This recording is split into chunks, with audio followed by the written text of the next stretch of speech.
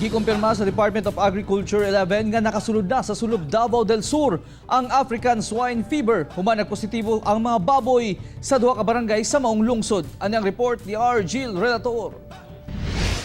Niabot na sa sobra 5,000 ka mga baboy ang nadepopulate sa tibuok probinsya sa Davao Occidental nga apektado sa African Swine Fever. There is an incursion in terms of a hog trader buying hogs from Davao Occidental and in an auction market.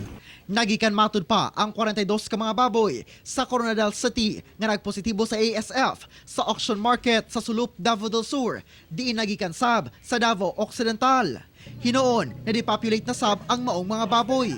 Karong buntag lang, gikumpirma sa Department of Agriculture ngadto sa provincial government sa Davao del Sur nga nagpositibo sa ASF ang blood samples gikan sa mga baboy sa barangay Palili ug Laperas sa Sulop. Nakatakdang ipailawom sa kaling ang mga baboy nga naa sa 1 kilometer radius. Magsugdan na namo karon og meeting sa DA ang mga detalye sa details sa operation kay para hapsay ba.